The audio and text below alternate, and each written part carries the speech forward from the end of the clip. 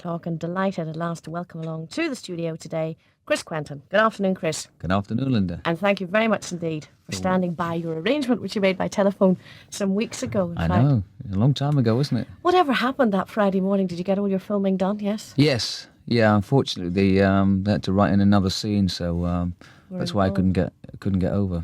But you did come for your appearances that weekend. Yes. How did they go for you? Fabulous. Right. A great time. You actually play the records for us then? Yeah, Yes. it's good. Yeah, I've always fancied myself as a DJ. Well, just you stay the other side of the water, please. I'd like to be a radio DJ. I think. Would you? Yeah. Have you never actually had a go at doing it on radio? No, I haven't. No. Well, we might be able to fix that before the day's out. You never would know. Look out.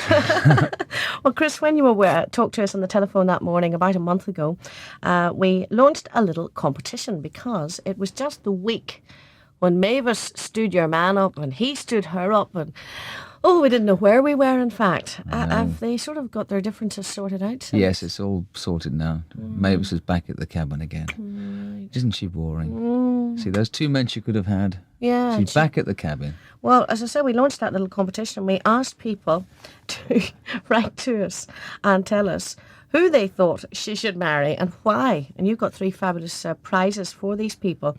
And I'll let you read them in a wee minute because there's one of them in particular is very funny. Oh, lovely. But to talk about yourself, first of all, how long, in fact, have you been in Coronation Street, Chris? 6 years now. Never. Yes, it's flown by. It's unbelievable. Before that, you'd been with, if I remember correctly, second generation. You've been dancing and singing and all sorts. Yeah, well, when you start in the business, you really have to do everything, because, say, you need to get as much experience as possible. Mm-hmm. So when I started, I'd left drama school and I wanted to really try and do everything. So I was doing like radio shows, commercials, second generation. I was backing singing with, I did everything. Did you leave school and go directly to drama school after your ordinary school? No, I had a year in the shipyard. You didn't? I did, and it was terrible. What did you work out of there? I was an apprentice fitter. Really? Yeah, and a marine engineer, yeah. My goodness. And I was all set to go to sea and be an engineer and all that, but I only stuck 12 months of that. I couldn't. I was early. I tell you what, it was terrible. Too much like hard work, eh? Yeah. No, what used to happen? We used to get there at 7:30, and we used to go into the toilets and sleep till 9 o'clock. Have a break till 9:30, and then go down to the bottom of the ship and have another sleep for a couple of hours. And lunch break would come up, and we used to just walk around the shipyard like killing time. And I thought it's ridiculous, Did you always yearn to be in showbiz? Yeah, ever since I was a kid. I used to watch Junior Showtime. Right. And that's a long. 10 years ago, I used to watch that. Easily. Well, if they can do it, I'm sure I can do it. Any sort of history of showbiz in your family? No, not at all. My uncle plays the piano, and that's about the nearest to it. Well, what about the parents? I mean, when you suddenly from working in a shipyard, you want to go on the stage. It's I'm quite sure they an nearly amazing died. break. My mum and dad used to sing in a local pub. I thought, I think that's as close as they got to it. I don't know. I just felt, because I come from Middlesbrough, which is a really working class industry up there, and I just felt there was more outside of Middlesbrough than what I was doing. Mm-hmm. So I wanted to go out and find it. Mm-hmm. And obviously, show business. London is the heart of the showbiz industry. So I packed up my bags and went down with 150 quid. And a banged-up old car and all my suitcases to seek my fame and fortune. Well, how did you get into drama school then?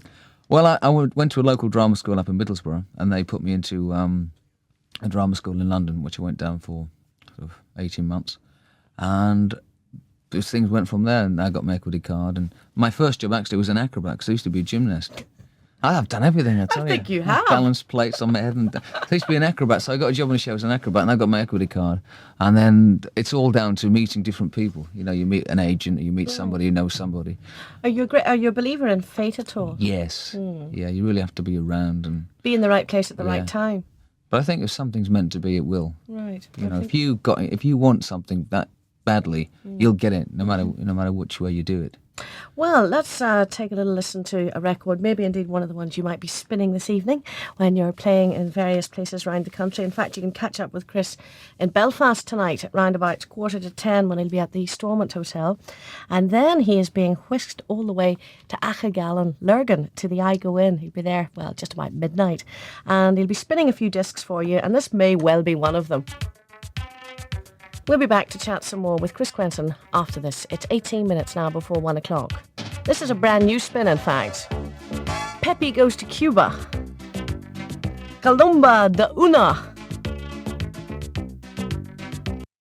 Well, shortly we will be joining Chris. He's just having a little look through the letters that you have sent to us. 3 lucky winners today, and Chris has a nice special prize for you.